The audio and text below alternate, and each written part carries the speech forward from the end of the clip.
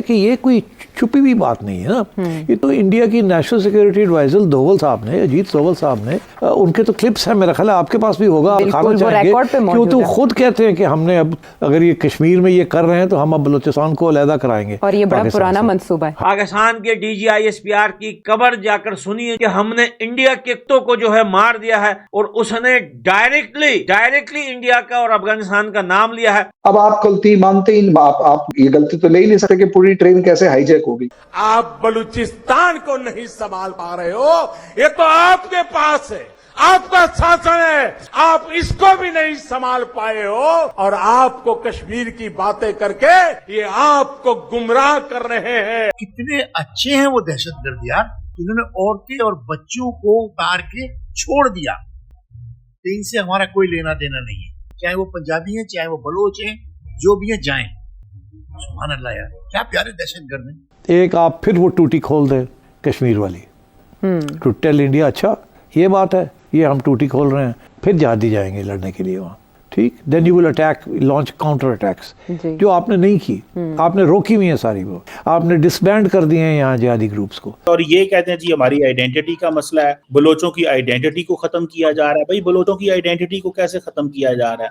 तकरीबन 1 करोड़ के करीब लोग हैं। आप इमेजिन करें कि अगर 1 करोड़ बंदा हो तो क्या उस ग्रुप की या उन लोगों की आइडेंटिटी, 1 करोड़ लोगों की आइडेंटिटी खत्म हो सकती है? पाकिस्तान ने कश्मीर में यासीन मलिक जैसे अपराधियों को पाला है, जिसने 120 प्लस कश्मीर पंडितों को मारा है, लेकिन फिर भी पाकिस्तान चुप है और वो कश्मीर बनेगा पाकिस्तान का नारा लगाता है। इसके अलावा कश्मीर सॉलिडेरिटी डे पाकिस्तान का खास दिन है, लेकिन जब बलूचिस्तान में ट्रेन हाईजैक की बात आती है तो उसमें फट से इंडिया की इंटेलिजेंस एजेंसी रॉ का नाम ले देते हैं कि इसमें इंडिया की साजिश है ताकि पाकिस्तानी आवाम उनकी गर्दन ना पकड़ सके। पाक मीडिया का कहना है कि पीएम मोदी और अजीत डोवाल का बलूचिस्तान में ऑफेंसिव डिफेंस की रणनीति है, जबकि सच तो यह है कि इंडिया ने हमेशा पाकिस्तान के आतंकी हाफिज सईद, मसूद अजहर और ओसामा बिन लादेन का नाम लेकर पाकिस्तान को अंतर्राष्ट्रीय मंच पर एक्सपोज किया है। जब से ट्रेन हाईजैक हुआ है, पाकिस्तानी मीडिया ने बलोच लीडर महरंग बलोच को निशाना बनाया है कि उसे रॉ से फंडिंग मिलती है और बलोची राजस्थान में जाकर मिलिट्री ट्रेनिंग लेते हैं और इंडिया उन्हें तैयार करता है।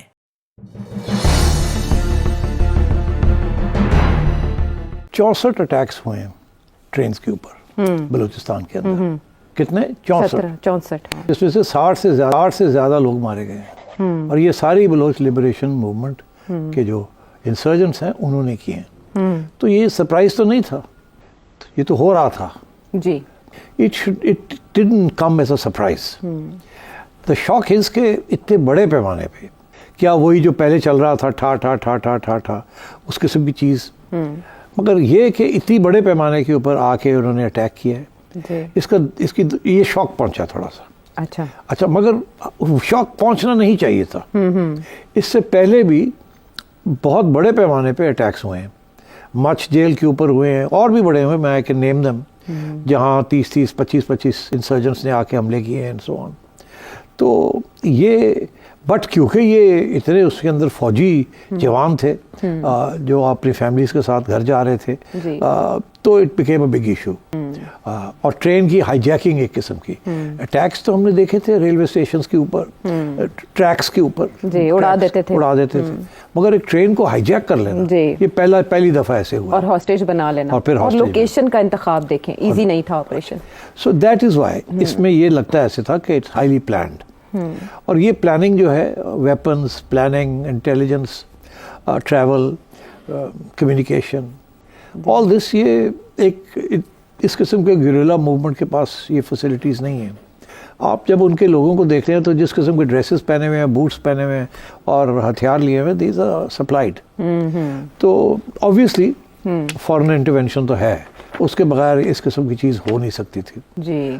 सो पहली बात तो ये कि मगर क्या हमें पता नहीं था कि फॉरेन इंटेलिजेंस और फॉरेन सपोर्ट है इस इंसर्जेंसी को, पता है। हम तो खुद कहते रहे कि 2009-10 में जब मिस्र के शहर शर्म एल शेख के अंदर एक मीटिंग हुई थी with Yousuf Raza Gilani as our prime minister and Manmohan Singh as Indian prime minister, उसके अंदर जो कम्युनिके निकली थी उसमें भी हमने जिक्र किया था कि बलूचिस्तान के अंदर थ्रेट्स आ रही हैं, और हमने इंडिया की पाकिस्तान की जो कम्युनिके थी उसके अंदर उसका जिक्र ले आए थे। तो ये इशारा यही था ना कि इंडिया करा रहा है। जी। और इसके ऊपर फिर जब मनमोहन सिंह साहब वापस गए थे तो बड़ा शोर पड़ गया था कि आपने क्यों इस बलूचिस्तान का जिक्र क्यों आने दिया। मगर क्यों ना आने देते, उसकी वजह यह है कि ये कोई छुपी हुई बात नहीं है ना, ये तो इंडिया की नेशनल सिक्योरिटी एडवाइजर दोवल साहब ने, अजीत दोवल साहब ने, उनके तो क्लिप्स हैं, मेरा ख्याल है आपके पास भी होगा, आप दिखाना चाहेंगे, क्यों तो खुद कहते हैं कि हमने अब अगर ये कश्मीर में ये कर रहे हैं तो हम अब बलूचिस्तान को अलहदा कराएं। और ये बड़ा पुराना मंसूबा है। हाँ, सुना दें? हाँ सुना दें आप। 2014 में उन्होंने तो ये इसीलिए द पॉइंट इज कि दिखाएं इसलिए, बिकॉज़ ये शॉक, ये बस सरप्राइज नहीं होना चाहिए था। ये कि India is organising and supporting, number 1, number 2 that trains के ऊपर अटैक्स आ रही हैं और आ रही हैं और यहीं कुछ ना कुछ होगा।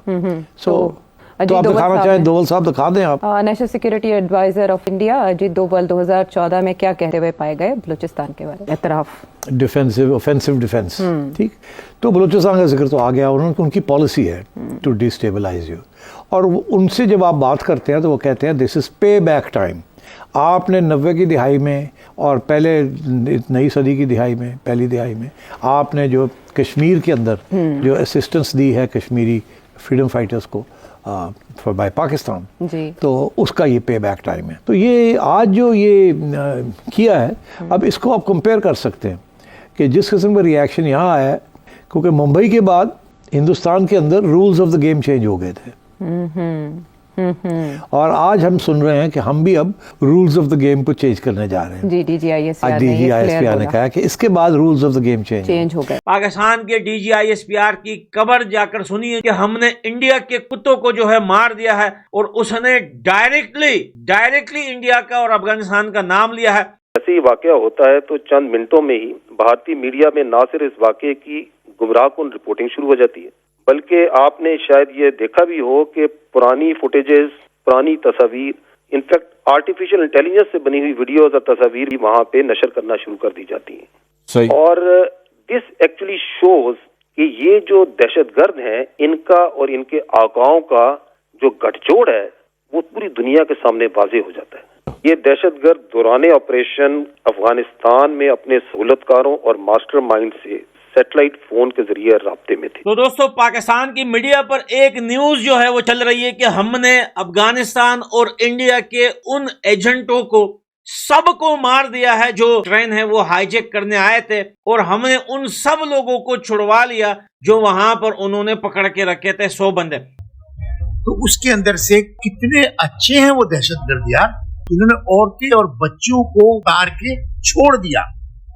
तो इनसे हमारा कोई लेना देना नहीं है, चाहे वो पंजाबी हैं, चाहे वो बलोच हैं, जो भी हैं जाएं। सुभान अल्लाह यार, क्या प्यारे दहशतगर्द हैं। और हमारी ये कुत्ती फौज, हमारे चौकीदार, इन्होंने ये पूरी खबर हर टीवी स्टेशन को उन्होंने ऑर्डर कर दिया कि आप ये खबर नहीं चलाएंगे, और इनके एक आला अफसर ने BBC को फोन करके बताया कि 400 आदमी की ट्रेन है, इसके अंदर उन्होंने दहशतगर्दों ने उसको हमला कर दिया है, पकड़ लिया है, और उसके अंदर 100 फौजी हैं। कितनी खतरनाक बात है यार, ये 100 फौजियों को तुम खुद बता रहे हो उनको कि 100 फौजी हैं। तो फौज के खिलाफ तो आप हमारे लड़कों को मार देंगे।